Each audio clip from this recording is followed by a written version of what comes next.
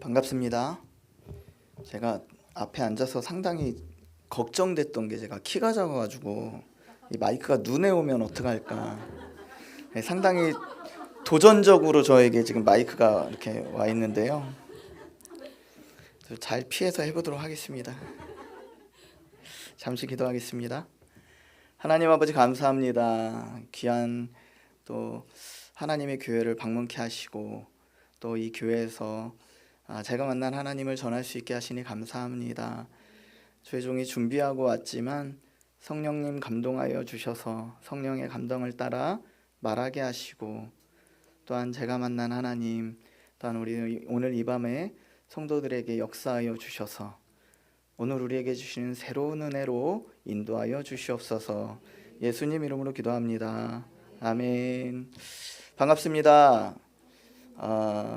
목사님께서 이렇게 소개해 주실 줄을 몰랐는데 기도하는 목사 한승훈입니다. 제가 교회를 소개받아서 인사하러 갔더니 그 장로님께서 이런 말씀을 하시더라고요. 제가 기도하는 목사로 이렇게 자꾸 소개가 되다 보니까 좀 걱정이 되셨나 봐요. 그래서 그 장로님께서 하시는 말씀이, 목사님 제가 겪어보니 기도 많이 하시는 분은 목사님들은 설교가 부족하고 말씀 열심히 연구하시는 분들은 기도가 부족하고, 그래서 어느 순간 저에게 되게 설교 못하는 목사로 이렇게 좀 인식되는 것 같아서 살짝 걱정이 되지만 그럼에도 오늘 10월의 마지막 밤에 하나님께서 주시는 은혜가 있을 줄로 믿습니다. 먼저 저를 소개하면요, 저는 유명한 목사도 아니고 그렇다고 담임 목사도 아니고 지난 8년간 한 교회를 열심히 섬기다가 이제 사임했어요. 사임하게 된 경위는 모시던 담임 목사님이 이제 은퇴하시게 됐고 새로운 후임 목사님이 오셨고 또 새로운 후임 목사님이 저보다 한 살 아래고, 그래서 저는 이렇게 밀려나야 되는 상황이었는데 아무도 나가라는 사람이 없었는데 제 마음에 나가는 게 합당한 것 같다라고 생각을 해서 나가기로 마음먹었는데 교회가 계속 붙잡고 있었어요. 감사하게도. 근데 저는 계속 나가고 싶었고 그 찰나에 한 교회를 목사님께서 소개시켜줬고 그걸 비밀로 도망 나왔는데 그 교회가 잘 안 됐어요. 그래서 지금 있는 직전까지 사역하던 교회에서 지금 금쪽이가 되어 있습니다. 오다 가다 불쌍한 눈으로 쳐다보시고 손 붙잡고 어떡하냐고 그러시고 계속해서 계획이 뭐냐고 물어보시는데 그럴 때마다 계획은 하나님만 아십니다. 저는 아무것도 모릅니다. 이렇게 얘기하고 다녀요. 저는 지난날의 삶 속에서 저의 에피소드가 곧 있으면 다니엘 기도회잖아요. 다니엘 기도회 저도 너무나 좋아하고 많은 은혜를 받았는데 그런 강사님들의 어떤 드라마틱한 인생을 살진 않았습니다. 그런 가운데서도 소소한 일상이지만 저의 소소한 일상 가운데 역사하셨던 하나님은 위대하신 하나님이시거든요. 그래서 우리의 일상이 소소할지라도 그 크신 하나님이 발견되는 그런 시간이 되기를 주여름 축복합니다. 오늘은 이제 홍해 앞에서라는 제목으로 말씀을 전하는데요. 우리 말씀 안 읽었죠? 네, 그럼 출애굽기 14장 21절 말씀 한번 보겠습니다. 한 절이에요. 제가 오늘 저의 삶을 통해서 좀 이렇게 말씀드리고 싶은 것은 출애굽기 13장 14장 너무나 잘 아시는 홍해 사건이거든요. 그 사건에 빗대어서 좀 말씀을 전하려고 합니다. 자, 우리 14장 21절 말씀 우리 같이 한번 읽어보겠습니다. 시작. 모세가 바다 위로 손을 내밀매 여호와께서 큰 동풍이 밤새도록 바닷물을 물러가게 하시니 물이 갈라져 바다가 마른 땅이 된지라. 아멘. 아멘. 저는 우리 목사님 너무 잘 소개해 주셨는데요. 대단한 일을 이루지도 않았고 저의 인생에 홍해가 갈라지는 기적이라고 이렇게 막 설명할 만한 그런 일은 아니지만 제 인생에 지금 상당한 어떤 과도기적 시기, 이렇게 과도기를 겪고 있습니다. 그런 가운데 물론 오늘의 저의 지금 이 상황은 이미 작년부터 예정되어 있었어요. 그걸 어느 때 맞닥뜨리느냐, 마주해야 되느냐의 이제 시기의 문제가 있었는데 그게 지금 현재가 됐을 뿐이고요. 작년부터 제가 제일 많이 들었던 말씀이 이렇게 질문이 뭐냐면 한 목사님 계획이 뭐예요? 예요. 그리고 지금까지도 계속 듣는 게 그래서 계획이 뭐예요? 좀 억양이 달라졌어요. 작년까지는 목사님 계획이 뭐예요? 그런데 지금은 어떻게 하시려고 그래요? 그래서 계획이 뭐예요? 이렇게 물어보시거든요. 그 가운데서 제가 받은 말씀으로 저는 지금도 기도하고 있어요. 이 홍해 말씀을 제가 받았고요. 이 말씀을 붙잡고 계속 기도하는데 저도 사람인지라 자꾸 마음이 흔들릴 때가 있거든요. 그런 가운데 제가 지금 어떤 마음으로 기도하고 있는지, 그리고 제가 여러분들에게 무엇을 도전할 건지 그 말씀을 통해서, 말씀은 조금, 제 얘기는 이만큼. 그래서 다니엘 기도의 전초전처럼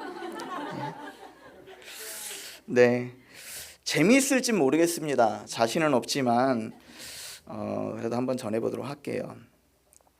오늘 말씀에 보면요, 모세가 바다 위로 손을 내밀었다 이렇게 기록하고 있습니다. 그 얘기는 홍해가 갈라질 때까지 기도하고 있었다라는 거거든요. 지금 제 심정이 그래요. 근데 여기서 보면요, 시간이 언제냐면 밤새도록이래요. 밤새도록. 첫째는 밤이다라는 거죠. 밤에는 보이는 게 없어요. 특히나 바다를 보면 밤바다는 더 보이는 게 없거든요. 그 막막한 상황 가운데 기도하고 있다는 거고요. 두 번째는 바람의 방향이 동풍이래요. 자, 동풍이라는 것은 동쪽에서부터 불어오는 거거든요. 근데 이스라엘 백성이 가야 하는 곳이 어디냐면 동북쪽이에요. 그러니까 바람을 마주서서 기도하고 있는 거예요. 바다 앞에 서려고 하는데 바람을 마주대하고 지금 손을 높이 들고 기도하고 있는 거거든요. 그런 가운데 이 바람이 바다를 가르고 있어요. 어느 쪽부터? 반대편부터 가르고 있어요. 바다가 갈라질 정도의 바람이면 얼마나 셌을까요? 그렇잖아요.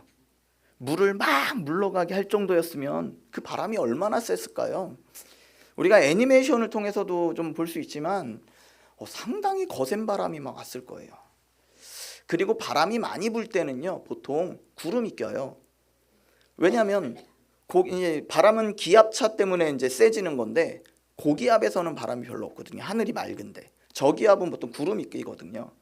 그렇다면 앞에 보이는 바다에서 무슨 일이 일어나는지를 알 수가 없을 거예요.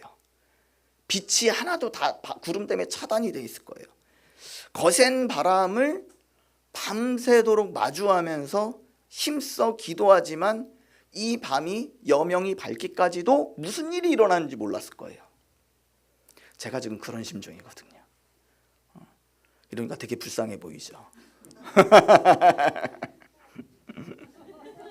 고마워, 그런 리액션. 그래서 제가 이 심정으로 기도하고 있는데 어떻게 기도줄을 잡고 있는가, 그리고 정말로 홍해로 갈라졌을 때 저는 저의 길이 열리겠죠. 그 일들이 어떻게 벌어질지, 아까 말씀하신 것처럼, 목사님 저 소개해 주신 것처럼 기도하는 목사가 그 길을 어떻게 하나님께서 열어주시는지를 함께 증인이 되어 주셨으면 좋겠습니다. 그래서 저희 이야기를 좀 하려고 해요. 저는 1978년생이에요. 말띠예요. 저 뒤에서 이러시거든요. 그 반응이 상당히 익숙합니다. 저는. 왜냐하면 항상 어디를 가도 동안이다. 네, 기분 나쁘셔도 어쩔 수 없습니다. 네, 보통 한 10살 어리게 보더라고요. 좀 적게는 5살. 네, 그렇다고 해주세요. 어려서는 하도 친구들이 꼬마 취급을 해가지고 열등감에 시달렸는데, 나이를 들어보니까 그게 유지가 돼서 사람들이 젊어 보인다, 내일 모레 50인데 그걸 별로 잘 체감을 이렇게 다가오지는 않는가 봐요. 그래도 나름대로 어린 시절은 불편했지만 지금은 좀 잘 누리고 있습니다. 그리고 귀엽게 생겼잖아요. 네. 제가 누나만 3명 있거든요. 막내로 아들이고, 뭐 사실은 맨 위로는 이제 누나가 한 명 더 있었는데 저희들이 큰 누나가 제가 지금 큰 누나가 낳기 전에 사고로 좀 이렇게 하나님 데려가셨어요. 그래서 딸을 넷을 낳고 아들을 저를 낳은 거죠. 동네 사람들이 지나가다가 저의 몸을 좀 보고자 확인하고자 신기하다. 어떻게 이 집에서 나왔냐. 그래 이렇게 막 들어와서 구경하고 가고 뭔지는 말씀 안 드리겠습니다. 상상에 맡길게요. 구경하고 가고 기저귀 들춰보고 가고 그랬다 하더라고요.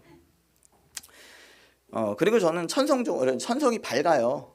밝다 보니까 어디를 가더라도 정말 얼마나 엄마가 귀하게 여겼을까. 누나들이 얼마나 예뻐했을까. 얼마나 사랑받았을까. 이런 얘기를 이렇게 자주 들어요.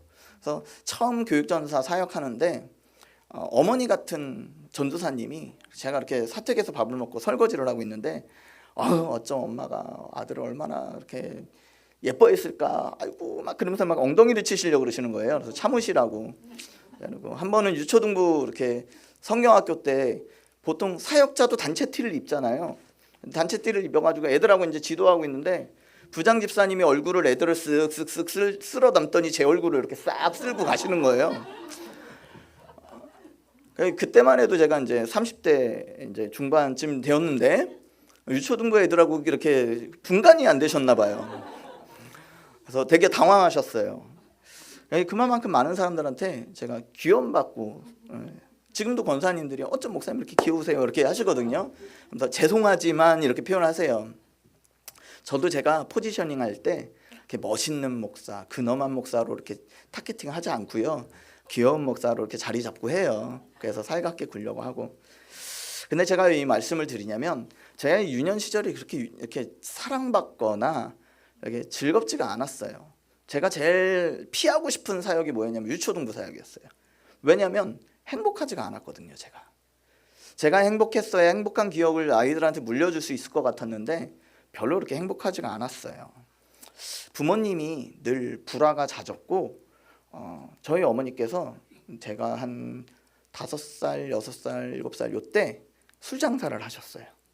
술 장사를 하셨고 아버지는 쿠웨이트에서 건설 노동자로 가 계셨고 그러다가 이제 다시 아버지께서 귀국을 하셔서 합가를 하셨는데 그때 제 주변에 이렇게 이모가 많더라고요. 그 이모가 영화도 보러 대고 하고 하는데 그 이모들은 다 접대부였어요. 네. 그리고 뭐 삼촌이라고 하시는 분들은 다 웨이터였고 그리고 엄마 친한 친구분은 여관 주인이었고 뭐 이랬어요. 그러니까 아버지 입장에서는 그게 마음에 안 들으셨던 것 같아요. 아버지는 건설 노동자로 큰 좀 돈을 벌어 오셨고 그런 상황에서 이제 온전한 가정을 아버지께서 이루길 원하셨는데 그런 부분에서 되게 갈등이 컸던 것 같아요. 그 당시에 방이 한 칸인데 그 한 칸 방에서 주먹 다짐을 되게 하셨어요. 제가 보는 앞에서. 그래서 저는 그 싸움을 좀 말리고자 너무 불안하고 두렵고 무섭고 해서 아버지 발뒤꿈치도 한번 물어보고 또 엄마가 너무 소리를 질러서 자꾸 엄마가 소리 지를 때마다 아빠가 더 때리니까 엄마 입도 막아보고 좀 그렇게 지냈거든요. 그런 과정에서 좀 더 제가 불우했었다는 걸 좀 강조하고 해보자면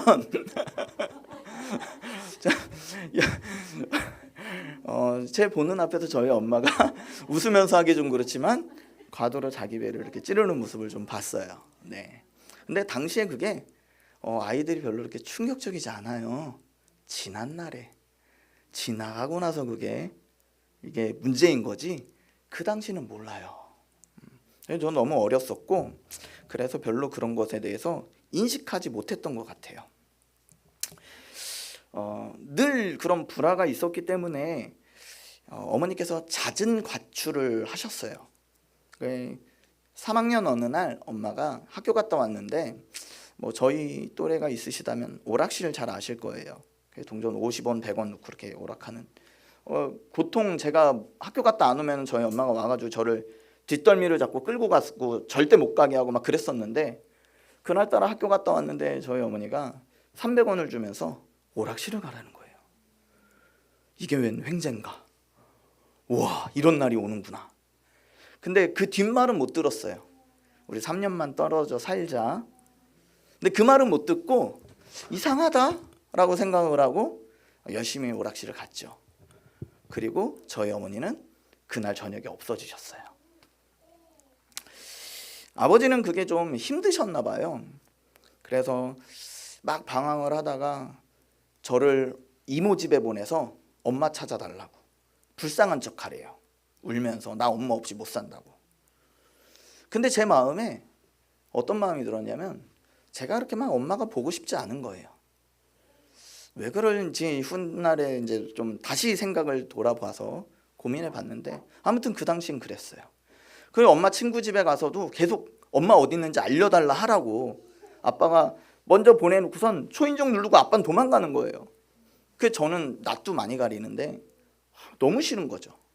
너무 싫어서 말도 못하고 삐죽삐죽하고 있으면 그날 저녁에 와서 너는 엄마가 안 보고 싶냐, 막 그 자기가 사고 쳐놓고 저한테 계속 수습하라고 하는 그건 부당함을 지금 생각해 보면 참 너무 억울한 일이죠. 그 모든 죄책감을 저한테 심어줬어요. 그런 좀 가정들이 있었는데 제 마음에 하도 엄마가 자주 가출을 하다 보니까 그냥 우리 집 엄마 아빠는 따로 사는 게 정상이다라는 걸 저를 받아들인 것 같아요. 어릴 적부터. 그래서 그게 막 큰 상실감이거나 그러지 않았어요. 그 아버지께서 아무래도 사남매잖아요. 그러니까 데리고 있기가 뭐하니까 저희를 다 할머니 집에 보냈어요. 할머니 집에 보내서 할머니 집에 갔는데 그리고 2년을 집에 안 오셨어요.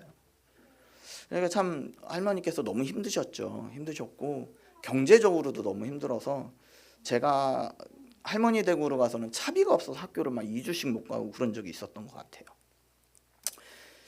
물론 할머니께서 저희를 너무 사랑해 주셨지만 뭐 보통 할머니 손에 자란 친구들은 할머니의 무조건적인 사랑에 되게 애틋하고 그럴 것 같은데 저는 지금도 그게 없어요. 왜 없냐면 저희 할머니가 삶이 너무 힘드셨는지 매일마다 저에게 하시는 말씀이 내가 6.25 때 자식 넷을 키워가지고 어떻게 키웠는데 이제 또 니네 아빠가 자식 넷을 나한테 맡겼다고. 그 어린 저한테 계속 그 한탄을 하시는 거예요. 그게 저한테 너무 숨 막혔어요. 근데 남들은 그걸 잘 모르니까 할머니가 너를 얼마나 애틋하게 생각하는데 너 잘 돼야 된다 막 이렇게 말씀하시는데 저는 그게 하나도 사랑으로 받아들여지지 않았던 것 같아요. 그렇게 아버지께서는 3년 동안 집에 오시지도 않았고 저희가 있다고 하니까 엄마랑 아버지랑 이렇게 헤어졌다고 하니까 동네 사람들 중에 어머니가 돈을 빌린 사람들이 찾아오기 시작하더라고요. 그러면서 저를 쫓아다니고 지나다닐 때마다 붙잡아서 물어보고 그런 생각들이 좀 있었어요. 그래서 저는 이 유초등부 시절이 하나도 즐겁지가 않아요. 물론 지금 생각해보면 너무 감사한 일이에요. 왜냐하면 저희 아버지가 외국에 있을 때도 저희 어머니는 제사상을 펼쳐서 제가 장손이라고 제사를 드리게 했고요. 또 때마다 일마다 저희 어머니는 맏며느리로서는 잘하셨어요. 그래서 오랜 제사들을 다 저희 어머니가 손수 차려드렸고 그랬었는데 엄마 아버지가 헤어지시면서 맏며느리가 없어지면서 제사가 없어졌어요. 지금 생각해보면 기독교적인 관점에서는 감사할 일이지만 그 당시는 막막한 일이었잖아요. 그래도 할머니께서 교회를 다니셔서 저희 넷을 다 교회를 보냈어요. 그게 하나님의 섭리였더라고요. 그랬던 아버지 어머니인데 지금은 저희 어머니는 재가를 하셨거든요. 재가를 하셔서 목사된 저를 위해서 지금도 날마다 기도하고 계시고 저희 아버지는 혼자 사시지만 얼마 전에도 저에게 울먹거리시면서 전화하셔서 네가 목사가 된 게 우리의 가문의 영광이다 라고 하시더라고요. 물론 그렇게까지 너무 힘든 분이셨어요. 이 두 분은 다. 그래도 어쨌거나 저의 이 상황 가운데 엄마랑 아버지가 헤어지지 않았다면 저는 목사가 되기 힘들었을 거예요. 그래서 다시 돌아봤을 때 제가 이렇게 담담하게 저를 좀 더 불우한 환경 속에서 자랐다고 좀 강조하기 위해서 이런 얘기를 우스갯소리로 할 수 있게 된 게 전혀 저에겐 상처가 아닌 거죠. 오히려 제가 사역을 하면서 불우했던 아이들을 빨리빨리 보게 되더라고요. 결손 가정에 있는 애들은 대번에 알아보겠더라고요. 그리고 그들의 아이들의 마음, 그리고 그 엄마 없이 자란 아이의 마음, 그게 너무 헤아려지는 거예요. 그걸 보면서 하나님은 진짜 하나도 빼먹지 않고 울고 먹으시는구나. 다 사용하시는구나. 그래서 이렇게 쓰임받는 하나님께 너무 감사했던, 제가 뭔가 가진 건 없지만 그게 능력이 되어서, 은사가 되어서 저의 과거가 누군가를 빨리 바라보고 위로해 줄 수 있는 은사를 주신 하나님께 감사합니다. 이렇게 고백했던 것 같아요. 어찌됐건 그런 환경 속에서 저는 신앙생활을 계속 해나가는데, 중학교부터 들어가니까 이제 신앙적인 자의식이 생기는 거예요.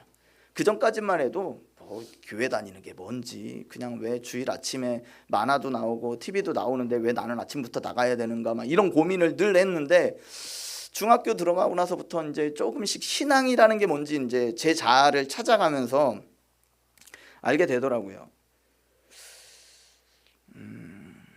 그런데 그러면서 불편해진 게 있어요. 저희 할머니 구역 모임, 그 구역 식구들이 교회에서 만날 때마다 붙잡으면서 네가 기도해야 돼, 네가 기도해야 엄마 돌아온다, 막 그러는 거예요. 근데 제 마음에 어떤 마음이 있냐면, 그게 기도할 일인가? 아무리 기도해도 이건 될 일 같지 않은데. 그러니까 오히려 그런 도전이 저에게는 하나님이 하시지 않는 어떤 불가능의 영역이 오히려 더 많이 들어오는 거예요. 희망 고문조차 안 되고 안 될 일인데 자꾸 사람들이 기도하라고 그러는 것 같은, 아무리 기도해도 안 될 것 같더라고요. 그리고 우리 집이 아무리 봐도 좋아질 것 같지 않은 거예요. 왜냐면 우리 아버지가 일을 안 해요. 계속해서 한량으로만 지내시는 거예요. 물론 그 한량으로 지내시면서 이유가 뭐냐면, 네 엄마 때문에 나는 신세 망쳤다, 네 엄마가 어떤 사람인 줄 아니, 매일 이런 얘기를 들었어요. 그러니까 좀 나가서 뭐라도 해야 될 것 같은데, 학교에서 준비물 해오라 그러면 미안한 거예요. 아버지 방문을 뚝뚝뚝 두들기고 오늘 저 준비물 사가야 되는데, 그럼 아버지가 되게 미안한 눈빛으로 아빠가 지금 돈이 없는데, 그럼 아니에요 괜찮아요 문 닫고 가지만, 옛날에는 왜 이렇게 선생님들이 때렸는지, 준비물 안 가져온다고 때리고 뭐 한다고 때리고, 미술이 제일 싫었어요, 준비물만은. 그런 상황이 계속 중고등부 시절을 이렇게 지나갔던 것 같아요. 그래도 왜 학생들끼리 수련회 가면 막 뜨겁게 기도하잖아요. 그러니까 그 안에서 저도 나름대로 좀 이렇게 은혜를 받은 것 같아요. 그런 와중에 고3 때 되니까 공부를 해야 되겠다라고 생각을 했어요. 딱 고3이 되는 3월 2일에 제 마음에 공부해야 되겠다. 그때부터 애가 이상해져가지고 하루에 3시간씩 자면서 공부만 하는 거예요. 그래서 그전에는 공부 생전 안 하던 친구가, 그냥 남들은 막 성적이 막 팍팍팍 떨어진다는데, 고3 때는 성적 오르는 게 없다는, 어렵다는데, 저도 수능 세대인데 수능이 한 60점이 올라버린 거예요. 근데 뉴스에 보니까 수능 볼 때 평균 60점이 떨어졌대요. 남들은 60점이 떨어졌는데 저는 60점이 올랐잖아요. 그러니까 저는 완전히 대박을 터뜨린 거죠. 그렇게 해서 제가 국민대를 갔어요. 제가 이런 얘기하면 저희 와이프 되게 우습게 여기거든요. 왜냐면 저희 와이프는 서울대를 나왔어요. 그래서 저희가 가끔 농담 삼아 다툴 때 넌 수능 몇 점 맞았는데 이래버리면 제가 할 말이 없어요. 저희 와이프는 오륜교회에서 꿈이 있는 미래 처음 생길 때 원년 멤버고요. 지금 이제 담임 목사님 대신 주경훈 목사님하고 같이 사역했던 전도사예요. 저를 만나가지고 지금은 이제 저희 교회에서 같이 사역하고 하는데, 서울대 나온 여자 만나가지고 아주 행복하게 살고 있어요. 네. 좋은 점이 훨씬 많습니다. 네. 나쁜 점은요. 나쁜 점은 저희 딸이 가끔 가다가 좀 이렇게 좀 부족해 보일 때가 있거든요. 그러면 아빠 닮았대요. 저희 집에서는 제가 제일 똑똑하거든요. 그래서 항상 저는 똑똑하다는 얘기 많이 들어봤는데 이게 뭘 해도 저희 딸이 조금 못 믿지만 저 닮았다고 이렇게 얘기해버리는 게 참 아쉽습니다. 그래도 나름 수능 성적이 좋았다고 생각해요. 저는 제가 한 거에 비해서 하나님 많이 은혜를 주셨는데 그때는 몰랐어요. 그래서 국민대를 탁 넣어서 붙었는데 집이 돈이 없잖아요. 그래서 못 갔어요. 정말 돈이 없어 못 갔어요. 지금처럼 학자금이라는 제도가 있었으면 얼마나 좋았을까. 그런 게 없으니까 당연히 이제 그 부분에서 제 나름의 너무 낙심이 되었고요.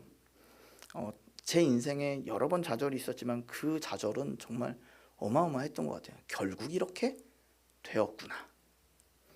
결국 우리 집은 이렇게 되었구나. 그 마음이 너무 물밀듯이 찾아왔어요. 교회가 저에게 조금도 대안이 되어주지 못했어요. 아무도 기도해보자 하는 얘기를 하는 사람도 없고요. 오히려 저한테 교회 형들이 술을 사주더라고요. 그래서 저는 술을, 죄송합니다, 우리 친구도 애들도 있는데 교회 형들한테 배웠어요. 교회청 회개할지어다.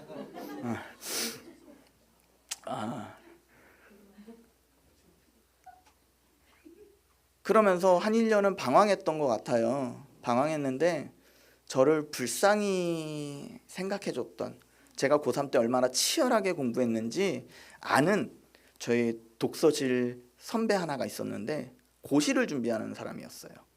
그러니까 이 형이 저를 보고 너무 안타깝게 생각해서 한 1년, 한 6개월 정도를 방황하고 있으니까 부르더라고요.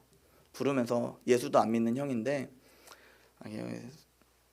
맥주 한 잔 하면서요. 네. 그러면서 이러면 안 돼. 너 학교 가야지. 근데 제가 갈 수가 없는데요. 내가 도와줄게. 그러면서 100만 원을 저에게 주는 거예요. 내가 이만큼은 널 도와줄 수 있는데 나머지는 네가 좀 해봐. 학원 좀 알아봐봐. 딱 했는데 그때가 9월이었는데 한 공부하려고 하니까 한 200만 원 정도 필요하더라고요. 제 학교 동창이 저를 또 불쌍히 여겨서 엄마한테 얘기해서 100만 원을 주셨어요. 그래서 그 돈으로 학원을 등록하고 수능을 보니, 책을 안 보다가 수능을 보니까 하나도 기억이 안 나는 거예요. 근데 한 달 빡시게 하니까 작년에 했던 게 다 기억이 나더라고요. 그래서 다시 국민대 갔어요. 그때 제가 어떻게 느꼈냐면요. 저들이 하나님이다. 제 가장 궁극적인 필요를 채워줬던 사람이 저한테는, 지금의 언어로는 하나님이라고 했지만 그 시절엔 그거는 생각이 없잖아요. 그 사람이 저에게는 하나님처럼 보였어요. 그러니까 그 형이 사주는 술 다 받아 먹고요. 그 형이 가지고 있는 개똥 철학들 다 배우고요. 그랬던 것 같아요. 그리고 군대를 갔는데, 군대를 갔다 오니까 또 어려움이 찾아왔어요. 왜냐면 제가 대학을 갈 때는 저희 아버지가 집을 팔아서 등록금을 대줬거든요. 그리고 전세로 안고. 그 제대하고 오니까 그 집이 없어진 거예요. 아버지가 정세금을 어떻게 해버리고 어디 갔는지 모르는 거예요. 그래서 제가 오갈 데가 없어서 제가 한 어머니 집에 잠깐 갔어요. 그래서 한 학기를 좀 등록해서 이제 신사 지면서 사는데, 저를 잘해주셨는데 친아버지와 의부아버지는 완전히 차이가 달라요. 뭘 하나 해도 다 눈치를 봐야 되고요. 쉽지 않더라고요. 물론 저를 너무 사랑해 주셨고 잘해 주셨는데도 불구하고 사랑의 질적인 차이가 너무 큰 거예요. 지금 생각해 보니. 제가 그냥 나이가 있어서 철이 들어서 이해하고 넘어갔으면 괜찮았는데 그게 그 당시에는 너무 버거웠던 것 같아요. 갈등이 크게 생겨서 도망 나왔습니다. 도망 나와서 딱 보니 수중에 5만 원밖에 없고, 2001년이었거든요. 5만 원밖에 없고, 오갈 데도 없고, 학교도 못 다니게 생겼고, 난 어떻게 해야 되지? 그런 생각이 좀 있었는데요. 2000년에 친구라는 영화가 나왔거든요. 부산 사람들 참 좋아합니다. 목사님 부산 분이신 것 같은데, 갈 데가 없는데 군대 동기가 서울에 와 있다는 거예요. 왜 와 있냐 그랬더니 부산에서 사고 치고 올라와서 일찌감치 취직한 친구 집에 얹혀 산다는 거예요.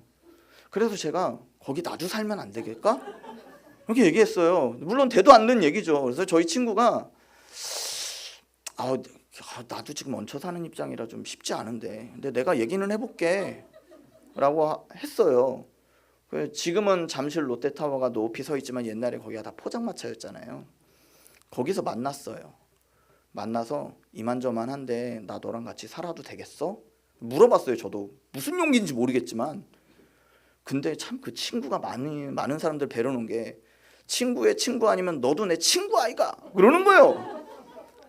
그날부터 살았어요. 그날 돌아가서 그 친구랑 3년을 살았어요. 머스마 셋이서 반지하에서. 그러면서 직장도 구하고 직장 생활을 또 열심히 하고, 그래서 돈을 좀 모아서 이제 제가 혼자 방을 하나 구해서 나왔는데 그 친구가 너무 서운해하더라고요. 자기가 잘못해줘서 너가 서운해서 나갔는 줄 알고. 아니다, 고마웠다. 몇 년 뒤에 만나서 그 친구한테 제가 넌 내 생명의 은인이었어 라고 얘기했거든요.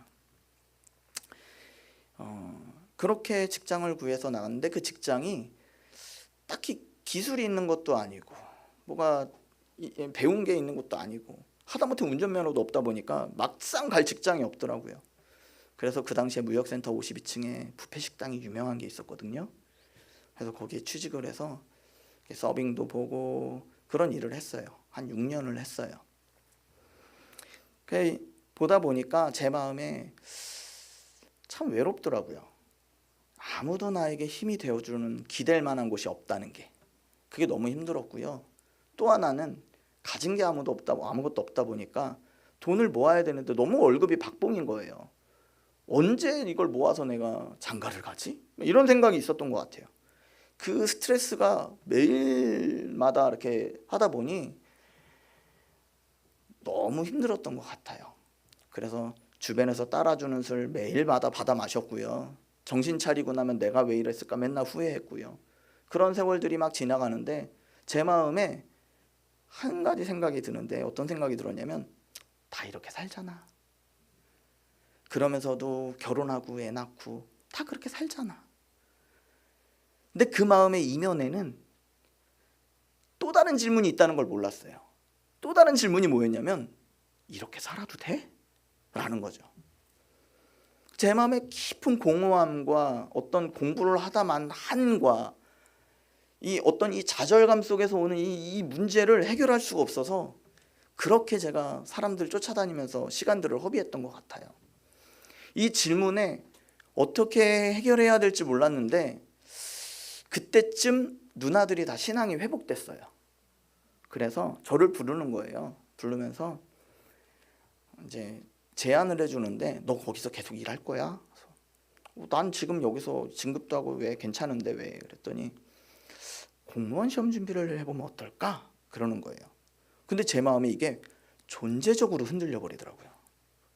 너무 이렇게 곤고했었나 봐요. 뭔가 내가 방향을 바꿔야 되겠다. 그래서 직장 동료들한테 물어보니까 직장 동료들이 그래, 너는 우리랑 달라. 배운 거 없고 중학교 중퇴하고 고등학교 하고 기술 없어서 올라온 우리랑 너는 달라. 그러니까 좀 다른 시도를 해봐. 그러다 안 돼서 돌아와도 우리가 받아줄게. 너무 지지해주고 후원해주니까 마음의 안정감이 생기면서 그래, 한 3년은 좀 공부하다가 안 되면 다시 돌아오지 뭐. 그래서 3년을 딱 생각을 하고 마음 먹고 이제 회사를 그만두고 누나 집에 얹혀 살게 됐어요.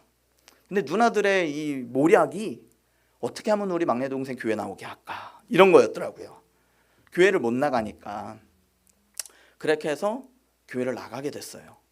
뭐 저항할 힘이 없더라고요, 제가. 어느 순간 하나님은 알겠는데 나는 하나님이 나한테 인생의 대안이 돼준 적은 없고, 그런데 막상 30이 돼서 시험 공부를 하려니 두려움이 오더라고요. 그래서 내가 하나님을 한번 찾아볼까? 그래서 교회에 나가는 9주부터 새벽 기도를 시작했어요. 독특했던 것 같아요. 되게 뭔가 이 인생을 좀 뭔가 개선해보고자 하는 어떤 욕망이 되게 강했던 것 같아요, 제 안에. 그래서 새벽 기도를 하면서 교회를 나가는데 일을 안 하니까 이 몸이 근지러운 거예요. 그래서 주일마다 교회 가서 창고 뒤져서 창고 정리하고 사람들 치울 거 막 보고 괜히 음향 배워가지고 선 정리하고 막 교회 필요하다 그러면 인터넷 선 깔고 막 이러고 있는 거죠. 그러니 얼마나 교회 분들이 보시기에 예뻤겠어요. 청년 하나 오더니 필요한 것들 다 해요. 한 6개월 지나니까 사람들이 야, 너 목회해라. 너 목회해라. 하나도 안 들어왔어요. 하나도 안 들어왔는데 한 11월쯤 돼서 제가 막 열심히 하고 있으니까 동생들이, 제가 그때 청년회장이었거든요. 청년회장이었는데 동생 하나가 그러는 거예요. 형은 왜 이렇게 열심히 해? 형 때문에 부담스러워. 뭐가? 형 때문에 회장을 못 하겠어? 형처럼 해야 될까 봐. 그러는 거예요. 그래서 형은 그게 그렇게 재밌어? 좋아? 그러는 거예요. 그래서 나는 교회에 있는 게 너무 즐거워. 제가 그렇게 대답을 했거든요. 그랬더니 옆에서 저희 담당 교육자가 씩 웃더니 그러면 교회에 머무는 일을 하면 되겠네. 처음에 저 의도가 확 알겠더라고요. 근데 그게 하나님의 음성으로 들렸어요. 그렇게 많은 사람들이 목회해봐라, 신학해라 해도 하나도 안 들렸는데 그 말이 저를 확 울리더라고요. 그러면서 야, 이건 좀 의미가 있네. 기도해봐야 되겠다. 그런 생각을 했어요. 그래서 12월 1일에 교회 다락방에 올라가서 아무한테도 얘기 안 하고 내가 이 방에서 한 달 동안 기도하며 하나님의 음성을 들으리라. 그리고 기도를 막 시작했어요. 근데 뭐 기도할 줄도 모르고 어떻게 기도해야 될지도 모르겠고 막 답답한데 어떻게 하다 보니까 한 15일이 지났어요. 15일이 지나서 교회에 무슨 회의가 있어서 회의를 이렇게 쫙 하면서 피드백을 하는데 순서대로 한 명씩 말을 하는데 저희 담임 목사님 차례가 된 거예요. 담임 목사님 차례가 돼가지고 저는 이제 무슨 말씀을 하실까 귀 기울이려고 이제 기다리고 있는데 느닷없이 승훈 형제가 신학을 간다면 내가 전적으로 지원해야겠다며 이러는 거예요. 그래서 이제 옆에 주변 사람들은 환호하면서 박수를 치고 있고요. 딱 세 사람 고개 이렇게 딱 숙이고 있는데 저희 누나들 둘하고 저하고 셋이 이렇게 이러고 쳐박고 있더라고요. 그게 하나님의 음성으로 들렸어요. 아, 이게 사인인가? 그런 식으로 저에게 말씀해 주시는 분이 두 분이 더 계셨어요. 그 기도하는 가운데. 그리고 제가 한 20일쯤 지나니까 저의 기도가 바뀌어서 하나님 나를 사용해 주세요. 하나님께 쓰임 받고 싶어요. 막 열망하는 기도로 바뀌어 있더라고요. 주의 음성을 들은 건 아니지만 주변 사람들의 말을 통해서 하나님의 음성이 들렸고 제 마음의 변화가 너무 열망하는 걸로 바뀌는 걸 확인하고 마지막 날에 아, 가야 하는 건가 보다 하고 결단하고 가족들과 상의하고 결단하고 담임 목사님을 찾아갔어요. 찾아갔더니 수능을 보래요. 나이 30에. 답답하더라고요. 나이 30에 수능을 어떻게 보지? 그러면서 한마디 더 하시는 게 대학을 나왔나? 그래서 아니요, 저는 대학을 나오진 않았고요. 들어갔는데 제적당했어요. 몇 학년까지 했나? 2학년 1학기까지는 했습니다. 그러면 다시 들어갈 수 있는지 봐봐. 그러시는 거예요. 그래서 집에 와서 홈페이지를 들어가서 딱 봤더니 재입학 요강이 딱 떠 있으면서 그때가 그 지원 날짜인 거예요. 그래서 목사님께 찾아가서 등록금은 어떡하죠? 이렇게 대출 받으래요. 그래서 바로 학교를 등록했어요. 그리고 교정을 딱 다시 3월에 입학해서 가는데 모든 꽃들이 하나님을 찬양하는 것 같은 거예요. 내 한을 풀어주신 하나님 찬양합니다. 감사합니다. 그렇게 학교를 들어간 지 12년 만에 졸업을 했어요. 제가. 엄청나죠. 근데 그 12년 만에 졸업을 하면서 왜냐면 제가 입학하고 학교를 못 다니고 직장 생활을 6년 하고 다시 들어가서 졸업을 하니까 딱 12년 만에 졸업을 했더라고요. 너무 감사했어요. 너무 감사했고 학교를 다시 들어갈 때 이유가 신학을 하는 걸로 목표가 있었거든요. 그래서 이제 신학을 하겠다 목표를 잡고 대학 생활도 잘 재밌게 하고 후배들하고 재밌게 하고 그리고 이제 졸업하고 나서 신대원을 이제 준비하면서 가는데 신대원을 들어가니까 신앙의 어떤 쇠퇴기가 오더라고요. 모든 분들이 그런 건 아니지만 저는 좀 그랬어요. 전도사가 되고 신학을 딱 갔는데 너무 어려운 거예요. 시간이 한참 갔네요. 한참 할 얘기가 많은데 큰일 났네. 자, 신학이 왜 어려웠냐면 신학적 배경이 없는데 신학 도서를 대하니까 용어서부터 너무 어려운 거예요. 그래서 이 어려운 걸 어떻게 해야 되지 하는데 주변에서 선배들과 동기들을 잘 만나서 공부하는 사람들을 만났어요. 그래서 미친 듯이 책을 사고 미친 듯이 책을 읽었어요. 그리고 나니까 이제 좀 알겠고 신학의 아름다움을 보게 되더라고요. 근데 문제는 교단 신학이 가진 핸디캡이 있어요. 그게 뭐냐면 그동안에 한국교회가 가졌던 기복주의, 그 다음에 어떤 영성, 이런 부분들에 대해서 되게 비판적인 시각을 갖고 있었고, 더 깊이 한쪽으로 치우친 신학을 하면 은사나 성령의 역사의 어떤 역동성을 제한하는 쪽으로 많이 흘러가거든요.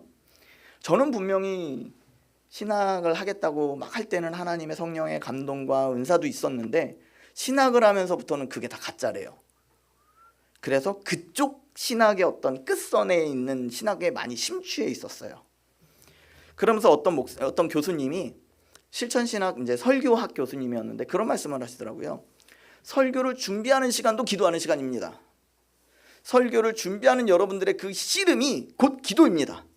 그러니까 설교에 목숨 거세요 라고 생각한 거죠.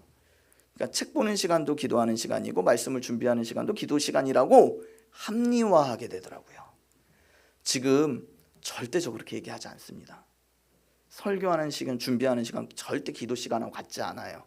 설교를 준비하고 그 설교가 하나님이 역사하실 수 있도록 배는 더 기도해야 된다는 걸 지금은 깨달았는데 그때는 몰랐던 거죠. 그러면서 한국교회의 문제가 말씀을 제대로 배우지 못해서였다. 교리를 잘 몰라서였다. 그리고 가는 곳곳마다 성경 공부를 열고요. 막 청년들을 가르치고 어른들을 가르치는데 제가 가르치는 은사가 좀 있었나 봐요.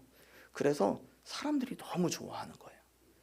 물론 막 구름대처럼 몰리는 정도는 아니지만 제가 하는 소그룹 정도는 저에 대해서 상당한 호의를 갖도록 매력을 느끼도록 이렇게 했던 것 같아요. 그 가는 곳곳마다 저를 따르고 저와 교제하길 원하고 저의 이 말을 듣고 싶어서 상담받고 싶어서 오는 성도들이 있는데 저에게 큰 고민이 있는데 그게 뭐였냐면 사람들이 물어볼 땐 좋은데 다 아는데 결정적으로 하나님 뜻대로 안 살아요. 정작 교회 안에 갈등이 생겼어요. 사랑하라 그러고 어떻게 꺾어야 되는지 알고 자기가 죄인인지도 알아요. 그런데 정작 옆에서 불편하게 하면 그걸 어떻게 해결할지 몰라서 저 사람 때문에 교회를 안 나오고 떠나고 같은 교회 한 라인의 아파트 라인에 사는데 고개를 돌리고 엘리베이터로 타고 수년을 그렇게 지내는 걸 보면서 왜 안 변할까? 그리고 청년들도 막 열심히 배워서 열심히 많이 알았는데 정작 결혼할 때 되면 불신자하고 결혼하고 그리고 나서 교회도 안 나와버리고 이게 저에게 큰 고민이 되었어요. 뭐가 문제일까? 뭐가 문제일까? 그리고 사역지를 가는데 교회가 편탄치가 않았어요. 그리고 제가 결혼할 당시의 교회가 이 빚이 많아서 사례가 1년 동안 나오질 않았거든요. 그때 저는 정말 너무 힘들었었어요. 근데 제가 가는 곳곳마다 난 바른 신앙을 전한다고 생각하는데 왜 가는 때마다 난 이렇게 어렵지? 저희 동기들은 보면 학비 지원 받아가면서 막 다 가는데 저는 그것도 어렵고 삶도 어렵고 성도들도 어렵고 왜 이러지? 그런 가운데 막 고민이 있을 때에 결혼을 하게 됐어요. 벌써 50분인데 제가 연애 스토리를 좀 해야 되거든요. 사역 얘기도 해야 되는데 큰일 났네. 사역 얘기를 못하게 생겼어요. 연애 스토리가 있는데 신대원 3학년 때 저희 집사람을 처음 저희 룸메를 통해서 소개를 받았어요. 저랑 동갑이고요. 37살에 둘 다 동갑일 때 만난 거죠. 저는 제가 이끄는 무리의 제일 맏형님이었고 저희 아내가 이끄는 무리의 제일 누나였어요. 그래서 이제 저희 룸메가 이쪽에도 있고 이쪽에도 있어서 다리를 이제 놔주려고 한 거죠. 3학년 마지막 학기에. 그래서 이제 저희가 10월 요때 만났어요. 만나서 한 3시간 정도 얘기를 하고 그리고 헤어졌어요. 그리고 그 다음날 생각을 하는데 우와, 이 여자랑은 무조건 결혼해야 되겠다. 그런 마음이 막 불일 듯 일어나는 거예요. 혹시 결혼 안 하신 분 계신가요? 형제분들 중에? 그런 자매 만날지어다. 그래서 이제 뭔가 이 여자한테는 내가 목숨을 걸어야 되겠다. 좀 그런 마음이 확 왔어요. 이전에 많은 여자들이 좀 지나간 사람들이 있었지만 그런 마음이 안 생겼는데 확 뭔가 남다른 그런 게 느껴졌어요. 근데 오륜교회가 11월 1일부터 엄청 힘들어져요. 사역자들에게는. 특히나 파트 전사들에게는 너무 힘들거든요. 주말에만 와야 되는데 매일 학교에서 왔다 갔다 해야 되고요. 그리고 교육부서 맡고 있는 친구들은, 어른들은 다 올라가서 은혜 받는데 애들 관리해야 되고 엄청 바빠요. 안 만나주더라고요. 그리고 막 지쳐 있어요.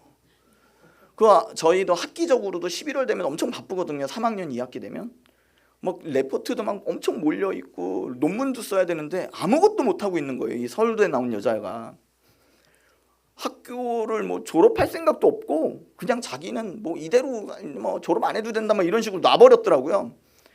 그래서 제가 목숨을 바치겠다 했잖아요. 그 레포트를 2개씩 쓰고 논문을 대신해서 졸업을 시켜줬어요. 서울대 나온 여자를. 그러면서 저희 와이프가 되게 성격이 급해요. 결정을 빨리빨리 져야 되는 사람이에요. 그래서 조금만 만나다가 왜 사귀자는 말을 안 하네요. 그래서 그럼 사귀자 해서 사귀었어요. 그러더니 조금 있다 보니 이제 나이가 차 있어. 왜 결혼하자는 얘기는 안 하네요. 그래서 결혼? 난 아직 준비가 안 돼 있는데 결혼을 해야 하겠구나. 결혼하라는 사인인가 보다.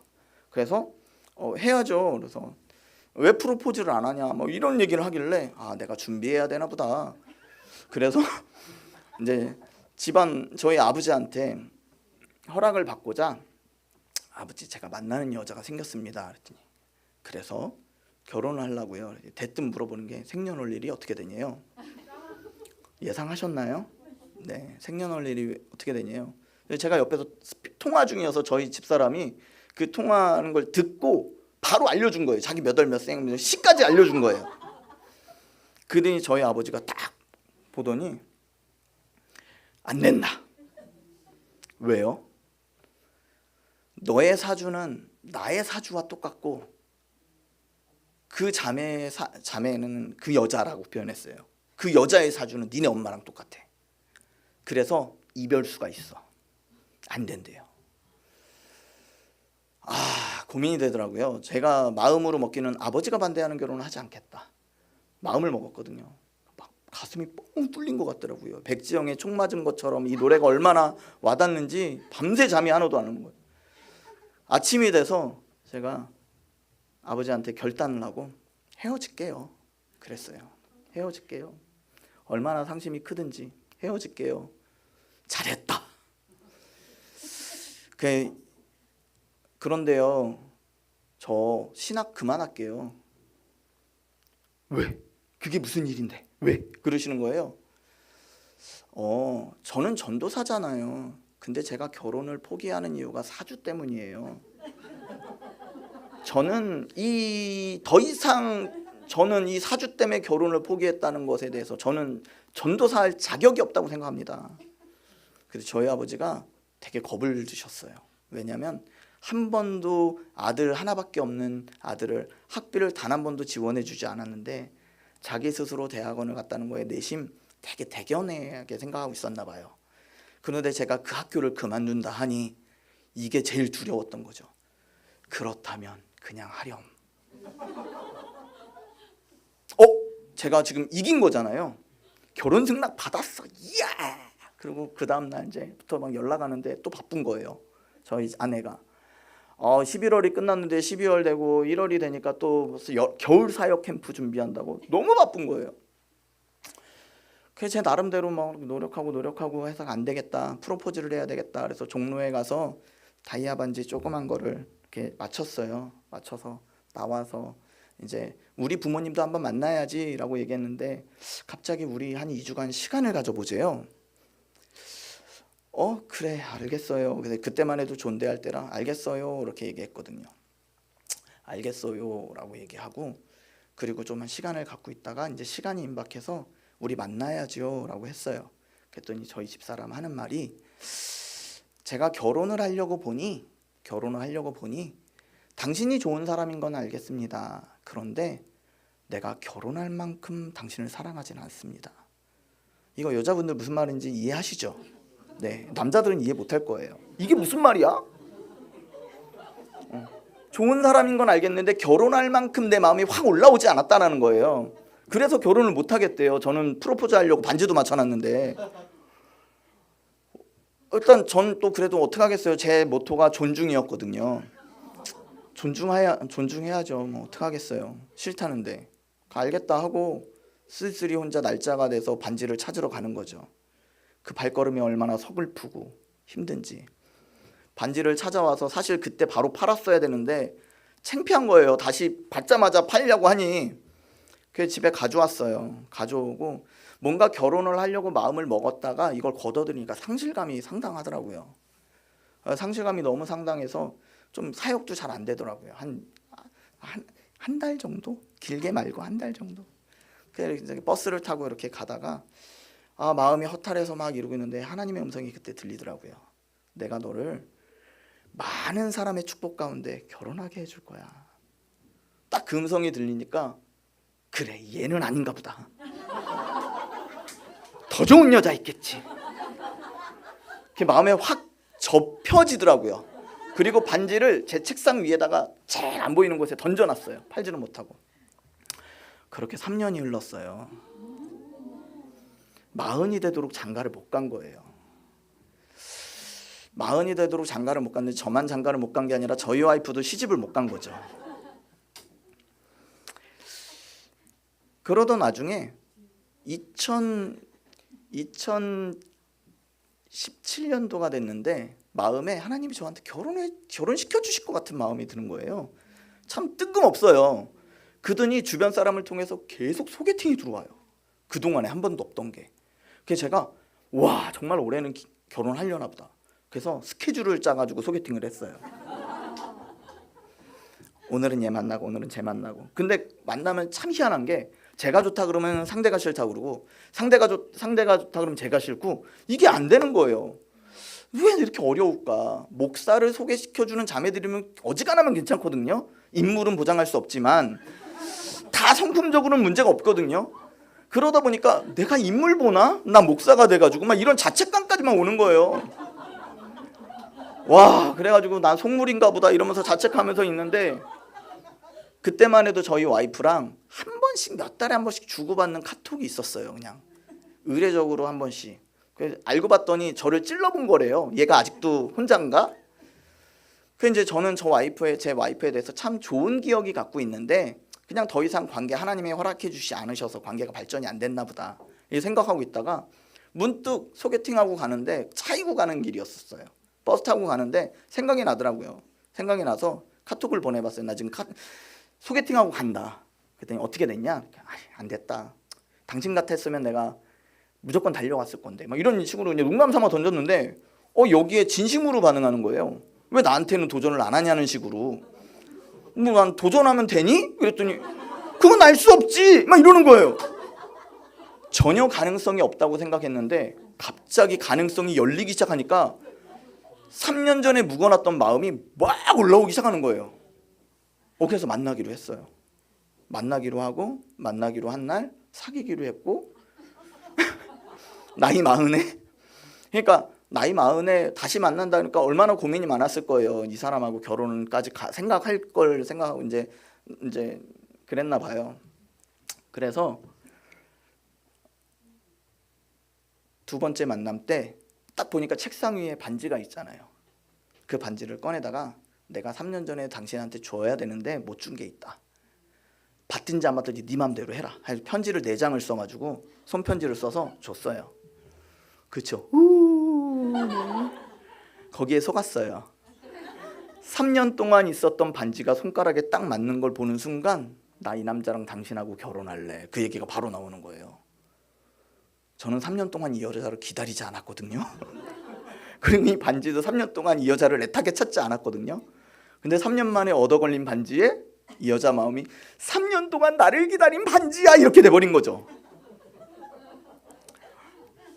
그래서 이 하나님의 섭리에 감사해서 결혼을 하기로 했어요.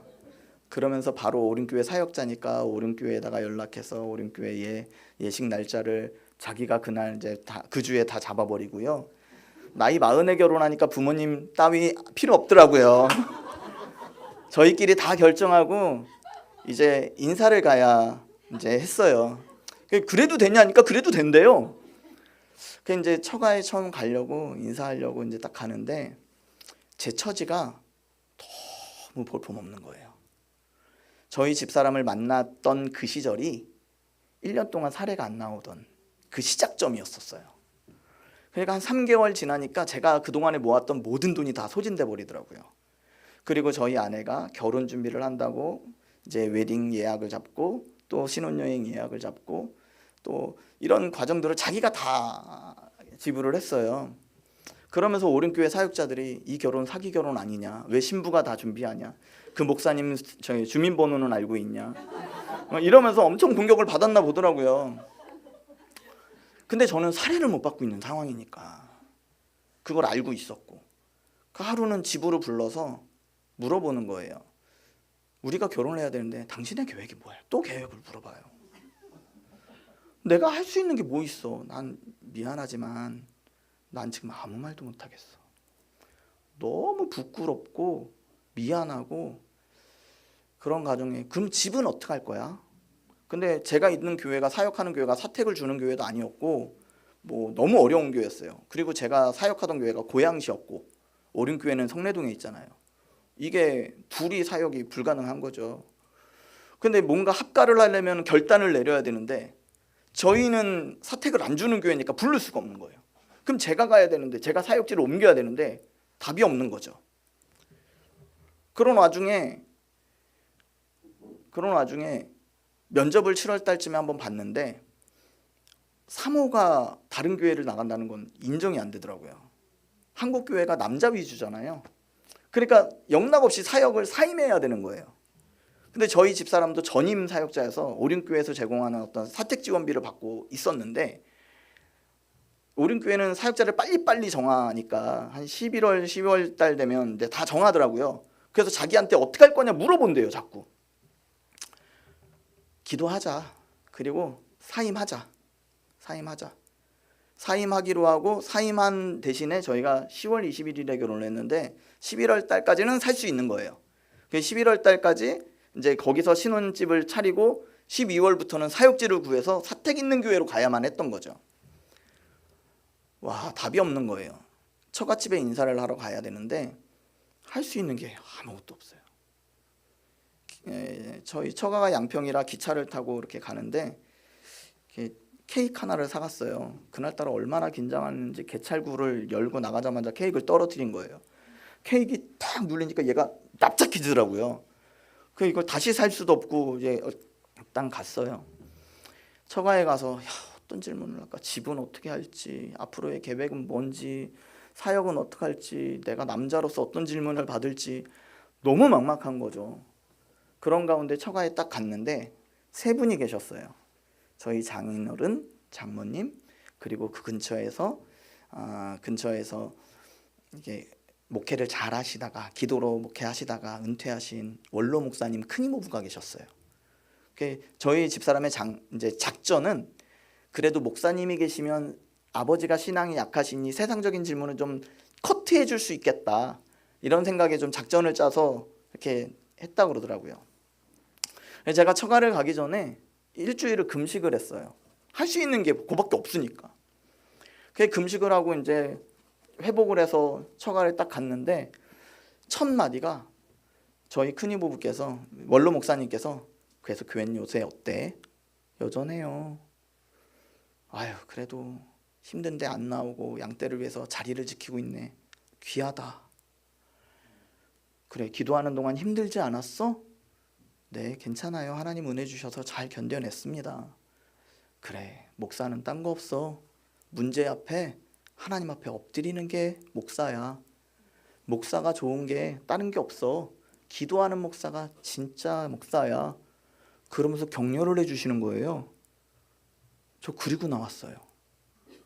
제가 지금 신랑감으로서 인사를 한 건지 목사 면접을 받는지 모르겠더라고요. 그러면서 이제 나중에 하는 얘기가 저희 장모님께서 기도하는데 하나님께서 선악간에 따지지 말고 아무 말도 하지 마라 그러셨대요. 그런 집안이더라고요. 놀라운 집안이더라고요. 제 인생의 모토가 바뀌었습니다. 기도해야 되는 거구나. 그동안의 사역의 열매가 왜 안 맺혔을까? 기도의 문제였구나. 그때 완전히 바뀌었어요. 그리고 나서 이제 결혼을 해서 지금 이제 사역교회로 오게 되었는데요. 이제 시간이 많이 가서 좀 짧게 이렇게 말씀을 드리면 청년들을 맡게 됐어요. 청년들을 맡게 됐는데 제가 기도를 잘 못했어요. 그때만 해도 하나님 저도 기도 훈련 좀 시켜주세요. 기도 훈련 좀 시켜주세요. 기도 훈련에 제일 좋은 건 고난밖에 없더라고요. 청년들을 맡게 됐는데 청년들끼리끼리 싸우는 거예요. 그리고 그 중에 한 무리는 제가 잘못도 없는데 저를 이렇게 헐뜯고 다녔더라고요. 그래서 제가 그걸 관계적으로 좀 해결해 보고자 만나서 얘기도 해보자 하는데 자기네들은 아무 문제가 없대요. 서운한 것도 없대요. 그러니까 관계를 개선해 보려는 생각을 안 하는 거예요. 답이 없어요. 그 중에 하나는 임원이었고 회계였는데 교회에 무슨 일정이 있어서 돈이 필요하면 제 전화도 쉽고 문자도 쉽고 카톡도 쉽고 그래서 응대가 없으니까 제가 카톡으로 얼마 어떻게 필요해 그러면 다른 애들 통해서 돈을 보내오고 막 이러는 거예요. 근데 임원을 차라리 그만두면 제가 다른 애를 뽑겠는데 그러지도 않아요. 이게 힘들더라고요. 그래서 담임 목사님들의 심정을 이해했어요. 떠나지 않는 당회원, 계속 발목 잡는 당회원. 이게 목회구나. 차라리 내가 싫다고 나가주면 편하겠는데 그것도 아니고 계속 내가 싫다고 하면서 은연중에 표시하지만 불만이 없는 척, 괜찮은 척 하는데 미치고 팔짝 뛰겠더라고요. 그러고 보니 저뿐만이 아니라 과거의 사역자들이 대상만 바뀌었지 그런 사람들이 계속 돌고 도는 거예요. 제 마음에 이건 악한 영이 주장하고 있구나. 그래서 제가 또 금식했어요. 금식하고 기도하니까 한 1년 정도 되니까 그 무리가 흩어지기 시작하는 거죠. 그 무리 중에 핵심인 친구가 맨 뒤에 앉아서 맨날 그 왜 목사한테 불만 있으면 뒤에서 성경책 보고 잡지책 보고 하거든요. 넌 봐라 난 너 싫어한다 라는 표시예요. 근데 그런 친구가 졸던가 다른 짓 하던 친구가 설교를 듣기 시작하면서 얘가 변하더라고요. 그러더니 자기가 뭐 때문에 서운했었는지 왜 그런 일들을 했는지를 얘기해 주더라고요. 그러면서 그 친구하고 화해를 하고 이 무리가 와해가 됐어요. 그러면서 이 친구들이 이제 다 불편한 게 없어지고 난 다음에 그리고 실체를 보니까 영적으로 너무 연약한 거예요.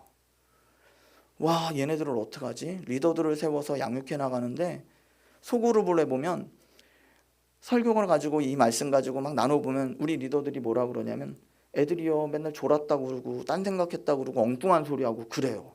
너무 속상해하는 거예요. 이걸 어떻게 해야 될까? 왜 애들이 설교를 못 들을까? 뭐가 문제일까? 제 진단에는 영적으로 깨어나지 못했거나 거듭나지 못했거나 깊은 잠에 들었거나 거듭나지 못했거나 이런 진단을 세웠어요. 그리고 나서 하나님 어떻게 할까요? 고민하던 중에 오륜교회에서 청년국에서 그 목사님이 기도해보자라는 걸 이렇게 페이스북에 올렸더라고요. 이례적으로 끝난 것 같아요. 제가 볼 때는 기도하다가 해를 보자. 그래서 밤에 금요기도회 끝나고 오륜 빌리지에 가서 밤을 새서 뭐 이렇게 프로그램을 갖고 아침에 오는 그런 프로그램을 이렇게 짰더라고요. 그래서 가서 찬양도 하고 강의도 듣고 기도도 하고 뭐 나눔도 하고 이런 일정이 있더라고요. 요거 괜찮네. 우리도 한번 해보자. 근데 우린 기도만밖에 할 게 없어. 강사가 없고 하니까. 그래서 기도하다가 해를 보자라는 모토로 한번 청년들한테 시도해 봤어요. 그래서 제가 가평이라는 조그만한 펜션교회 25명 들어갈 수 있는 곳에 8명을 데리고 갔어요. 리더들만. 포스터를 교회 대대적으로 붙였어요. 일정을 붙이고 저녁 9시 출발. 그래서 11시에 도착하면 그때부터 새벽 6시까지 기도. 그 어떤 기도인지를 제가 다 했어요. 그 와가지고 끝나고 나서 피드백을 하는데 목사님 이게 오라는 포스터인지 오지 말라는 포스터인지 정말 자기는 리더니까 어쩔 수 없이 왔지만 그 포스터를 보고 정말 고민했다는 거예요. 그런데 막상 해보니 하나님께서 은혜를 주셔서 정말 힘들 줄 알았는데 정신 차려보니 기도가 끝나 있더래요. 저한테 하나님께서 그런 은혜를 주셨어요. 저도 처음 해본 거거든요. 그냥 옆에서 한다니까 따라해야 되는데, 여기는 자본력이 되니까 여러 사람 강사를 교체할 수 있는데 저는 자본력이 없으니까 혼자 다 해야 되는 거거든요. 근데 거기서 은혜를 주셨어요. 그게 한 2년 3년 정도 됐는데 한 12번을 했거든요. 그러니까 애들이 기도하다가 은혜를 받기 시작하고, 기도하면서 영이 깨고, 그러니까 8명 갔던 게 12명을 가게 되고, 그러다가 18명이 가게 되고, 그러다가 20명이 넘어가니까 거기서 이제 더 이상 수용 불가해서 교회에서 하기 시작했어요. 그래서 모이면 30명, 40명. 제가 처음 맡았을 때 청년부가 25명이었다가 코로나가 터져서 한 8명까지 떨어졌었어요. 근데 제가 사임하기 2주 전에는 50명이 모여서 예배를 드렸어요. 근데 그걸 온 교회가 다 본 거예요. 쟤네들 옛날에 어른들 하던 그 밤샘 기도회를 하네? 뜨겁게 기도하네? 애들이 변하네? 애들이 표정이 바뀌네? 그러면서 막 그 기도회를 1년에 4번을 대체로 했는데, 수련회가 양쪽으로 겨울 여름 있고, 그 전반기에 2번 후반기에 4번 하니까 이게 한 2달에 한 번씩 수련회를 하는 느낌인 거예요. 그러니까 깊이 기도하니까 애들이 살아나기 시작하고, 설교를 듣기 시작하고, 나눔이 되기 시작하고, 그리고 진짜 저에게 주신 은혜가 뭐였냐면, 떠났던 애들이 돌아오고, 애들이 전도를 하기 시작하고, 끼리끼리였던 게 서로 사랑해주기 시작하니까, 교회가 좋으니까 친구 누군가가 좀 힘든 친구들 지금 생각이 난대요. 그리고 우리 교회로 데려왔으면 좋겠대요. 그렇게 애들이 늘어나니까 어른들이 볼 때 못 보던 애들이 자꾸 생겨나요. 그러면서 기도하는 목사가 돼버렸어요. 하나님이 얼마나 제게 큰 은혜를 주셨는지 너무 감사하더라고요. 그 하루는 기도하는데, 수련회 때 너무 하나님이 은혜 주셔서 아이들이 영적 전쟁의 주제로 이렇게 말씀을 나눴는데, 거짓 영이 드러나고 음란했던 것들을 저한테 몰래 와서 고백하더라고요, 여자애가. 그러면서 자기 안에 상처들을 치유받고 막 회복하는 모습을 보니까 제가 너무 사역이 생동감이 생기는 거예요. 너무 행복한 거예요. 그래서 주일에 예배 마치고 와서 하나님 앞 막 기도하는데, 제가 뭔데요 하나님, 우리 가정 이랬었는데 저를 이렇게 사용해 주시나요? 너무 감사합니다. 너무 감사합니다. 이런 고백을 하다가 문득 생각이 드는 거예요. 제가 생각할 때는 그냥 하나님이 일방적으로 저에게 은혜를 주셨거든요. 제가 받아야 될 이유가 하나도 없었거든요. 그러니까 한편에 혹 내가 아니고 내 옆에 있는 전도사였으면, 내 앞에 있는 목사였으면 어땠을까 내 마음이, 그 마음이 확 드는데, 저는 제가 지나온 모든 세월 속에 인정받지 못한 곳이 없었어요. 죄송하지만, 부끄럽지만. 그러니까 늘 잘한다 소리만 들어봤지 누구를 질투해 볼 환경에 처해 보지 않았어요. 근데 그 마음이 탁 들어오니까 사울의 마음이 너무 이해가 되는 거예요. 다윗을 질투했던, 그리고 가인의 말씀이, 창세기 4장의 말씀이 막 떠오르면서, 가인의 그 본문을 보니까 특별히 잘못한 것도 없어요. 아벨의 제사는 받았고 가인의 제사는 받지 않았다, 이게 설명의 끝이거든요. 물론 또 다른 이유가 있었겠죠.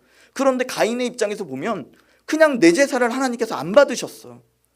그거에 막 분노하는데, 야, 이게 다른 친구였다면 내가 얼마나 서운하고 얼마나 열등감에 시달리고, 제 안에 막 숨겨놨던 질투와 시기가 막 올라오는데, 하나님 제가 가인이네요, 막 울면서 회개하게 하시더라고요. 그리고 교회가 조금씩 후임 목사를 뽑아야 되는 시기가 왔어요. 청년들은 제가 은혜를 끼쳤으니 제가 담임이 됐으면 하는 바람들이 왜 없었겠어요. 자기네들끼리 막 짜고 막 그런 얘기들이 막 있었어요. 그런 와중에 교회가 이제 다른 분들을 이제 막 모시고 또 이렇게 면접을 보시고 했어요. 그리고 제가 그 기도하고 그 다음 주에 결정이 됐어요. 제가 가인입니다, 하나님 앞에 막 울면서 회개했는데, 오신 후임 목사님이 이하벨 목사님이에요. 실제로 질투가 하나도 안 나는 거예요. 여러분, 힘든 일 있을 때 남들을 위해서 위로해 주는 거예요. 우리 안에 공감 능력이 있어서 가능합니다. 그런데요, 옆 사람 잘 된다고 축하해 주고 축복하는 건 쉬운 일 아니에요. 내가 건강해지지 않으면, 하나님 앞에 바로 서지 않으면 마음껏 축복 못 해요. 근데 하나님이 그 전주에 제게 그 마음을 주셔서 이 목사님의 앞으로의 사역과 이걸 기도하게 하시더라고요. 그러면서 기도하면서 참 하나님은 많은 은혜를 주셨어요. 그러니까 주변에서 저 목사님은 기도하는 목사님이야, 살아있는 목사님이야, 그러니까 지금 담임은 안 됐지만 좋은 곳으로 가야 돼, 그리고 더 큰 목회 하실 거라고 막 이러시는 거예요. 그런데 지금 제가 백수가 됐어요. 제가 오늘 본문이 홍해거든요. 홍해 앞에 딱 섰을 때 백성들의 모습이 뭐냐면, 저 뒤에 애국 군대가 막 쫓아와요. 저에게는 사택을 비워줘야 할 날짜가 다가오고 있어요. 그리고 앞은 보이지가 않아요. 제가 이 마음이거든요 지금. 근데 하나는 제 마음속에 나의 길은 바닷속에 있다. 안 보여요. 근데 예상치 못한 곳에 길이 열리리라. 그렇게 기도하고 있어요. 또 하나는 말씀 좀 한번 볼까요? 보면요, 뒤에 출애굽기, 시간이 많이 갔네요. 죄송합니다. 출애굽기 14장 10절에서 12절 제가 빠르게 읽어드릴게요. 바로가 가까이 올 때에 이스라엘 자손이 눈을 들어 본즉 애굽 사람들이 자기들 뒤에 이른지라. 이스라엘 자손이 심히 두려워하고 여호와께 부르짖고 그들이 또 모세에게 이르되 애굽에 매장지가 없어서 당신이 우리를 이끌어내어 이 광야에서 죽게 하느냐? 어찌하여 당신이 우리를 애굽에서 이끌어내어 우리에게 이같이 하느냐? 우리가 애굽에서 당신에게 이른 말이 이것이 아니냐? 이르기를 우리를 내버려 두라. 우리가 애굽 사람을 섬길 것이라 하지 아니하더냐? 애굽 사람을 섬기는 것이 광야에서 죽는 것보다 낫겠다. 이게 무슨 말이냐면요, 6월절에 그 놀라운 기적을 봤어요. 그리고 부랴부랴 이 애굽 사람들이 주는 기금속을 막 챙겼을 땐 기분 좋았고 흥분과 설렘 가지고 나왔을 거 아니에요. 나와가지고 애담곳에 장막을 치고 막 그때까지만 해도 괜찮았는데 하나님이 길을 돌리셔서 바다 앞으로 왔어요. 근데 저 멀리 저 수평선에서 막 말소리가 들리는 거죠. 먼지가 막 일어나요. 가까운 거리는 아니에요. 하루 정도 걸리는 거리인데 이게 지평선으로 펼쳐져 있다 보니까 이게 보이는 거예요. 그 순간 사람들의 마음이 거기에 쏠린 거죠. 이들의 마음이, 우리의 환경이 그렇거든요. 하나님의 인도하심을 막 경험하다가도 내 환경, 내 처지를 생각해 보면 두려워져요. 그리고 원망이 일어나고 불평이 일어나고, 그리고 왜 나를 여기까지 이렇게까지 하셨냐라고 하시는 거죠. 할 수 있죠. 구원도 마찬가지예요. 어느 순간 하나님을 바라보기보다는 나를 계속 바라보면 나의 부족한 점이 점점 보여요. 그러면 나에게는 구원받을 여지가 하나도 없거든요. 그래서 구원의 확신이 흔들려요. 하나님을 보면 내가 안 보이니까 하나님의 크신 능력과 그 능력의 팔이 보이는데, 이게 어느 순간 주변의 마음을 빼앗겨 버리면 시선이 다 빼앗기는 것이죠. 저도 불안해요. 제 인생이 매일마다 저희 아내를 달래야 하고요. 그리고 주변에서 어떡하려고 그래 그럴 때마다 제 속이 막 곪히는 느낌이에요. 그런 가운데 제가 이 말씀을 붙들었어요. 우리 같이 한번 읽어봤으면 좋겠어요. 출애굽기 13장 20절에서 22절 우리 같이 한번 읽어보겠습니다. 시작. 그들이 숲곳을 떠나서 광야 끝 에담의 장막을 치니 여호와께서 그들 앞에서 가시며 낮에는 구름 기둥으로 그들의 길을 인도하시고 밤에는 불기둥을 그들에게 비추사 낮이나 밤이나 진행하게 하시니 낮에는 구름 기둥 밤에는 불기둥이 백성 앞에서 떠나지 아니하니라. 아멘. 14장을 보면요, 애굽 백성이 저 뒤에 있을 때에도 구름 기둥 불기둥은 여전히 이스라엘 백성 위에 있었어요. 이들이 봐야 할 건 홍해랑 애굽의 백성이 아니라 지금까지 자기들을 인도해 주셨던 불기둥 구름기둥을 봐야 되는 거죠. 그리고 성경에 보면 계속해서 이스라엘 백성에게 하나님 하시는 말씀이 뭐냐면, 너희가 애굽의 종되었던 너희들을 내가 어떻게 너희를 구원해서 이곳까지 오게 했느냐, 너희는 그걸 기억해라. 불기둥 구름기둥은요, 지난날의 저의 발걸음 속에서 제가 하나님 안에 있을 때나 하나님 밖에 있을 때나 불우했을 때나 힘들었을 때나 그때 하나님은 나를 놓지 않고 계속해서 믿는 자건 믿지 않는 자를 통해서 저를 붙잡아 주셨고, 지금까지 인도해 주셨고, 기도도 할 줄 모르는 사람을 기도하게 하셨고, 기도하는 가운데 은혜 주셨고, 직전까지도 하나님이 만나 주시고 은혜 부어 주시고 기름 부어 주셨던 것들을 기억해야 되는 거죠. 지금 내 삶이 홍해 앞에서 갈라지지 않고 맞바람을 치고 밤새도록 저 뒤편에서 무슨 일이 일어나는지 모르거든요. 하나님이 열심히 일하시고 계신 걸 막연하게 기억하고 단지 보이지 않는다 하여 막막하고 저 애굽 백성을 볼 게 아니라, 내 처지를 볼 게 아니라, 저는 지금도 제 불기둥, 구름기둥을 다시 한번 확인합니다. 그래서 1시간 분량을 제가 왜 지난날의 삶을 말씀드렸냐면, 분명히 여러분들도 저의 이야기를 들으면서 야, 저건 하나님이 하셨다, 그런 것들이 있잖아요. 전 지금도 그걸 붙잡고 가는 거죠. 오늘도 저는 막막하지만 그걸 붙잡을 거예요. 그래서 기도의 자리를 나아갈 거예요. 제가 대단한 스토리를 전해드린 건 아니지만 여전히 이 가운데서는 막막하신 분이 계실 수 있어요. 그리고 왜 하나님이 은혜를 주시지 않을까, 왜 길을 열어주시지 않을까 답답해 하실 분 계셔요. 근데 저는 그렇게 도전하고 싶어요. 여러분들의 불기둥, 구름기둥이 어디였습니까? 분명히 어제도 그제도 하나님은 우리와 함께 하셨습니다. 그걸 붙잡고 홍해 앞에 맞바람을 치면서 기도하는 여러분들 되시기를 주 이름으로 축복합니다.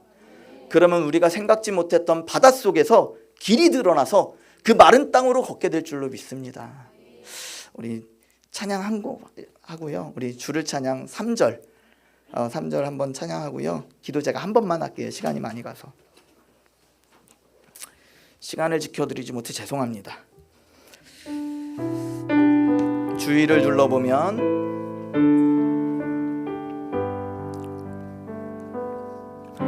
주위를 둘러보면 아무도 없는 듯 믿음의 눈을 들면 보이는 분 계시네. 지금도 내 안에서 역사하고 계시는 사망과 어둠의 권세 물리치신 예수님. 주위를 둘러보면 아무도 없는, 믿음의 눈을 들면 보이는 분 계시네. 지금도 내 안에서 역사하고 계시 사망과 어둠의 권세 물리치시. 우리 두 손 높이 들고 찬양합시다. 주를 찬양 손을 들고 찬양. 전쟁은 나에게 속한 것 아니니 주를 찬양. 손을 들고 찬양. 전쟁은 하나님께 속한 것이니. 우리 함께 한번 기도했으면 좋겠습니다. 주위를 둘러보면 우리가 의지할 것은 아무것도 없습니다. 그러나 불기둥, 구름기둥으로 각 사람의 환경에 맞게 그 시간의 섭리 속에서 분명히 하나님의 손길이 분명히 있었을 것입니다. 오늘 우리의 삶에 막막한 바다가 펼쳐질지라도 하나님은 우리와 영원토록 함께 하십니다. 그리고 지금도 함께 하셨습니다. 지금도 우리의 믿음의 시선을 다시 하늘을 들어 눈을 들어 보라고 말씀하십니다. 우리의 시선이 이 땅에 꽂혀 있다면 우리의 믿음의 시선을 다시금 회복하여서 우리 주님의 인도하심을 붙잡고 오늘도 바다가 갈라지게 하여 주시옵소서. 주님 능력의 손을 펴 주시옵소서. 우리 다같이 두 손 높이 들고 주님 부르며 기도하겠습니다. 주여!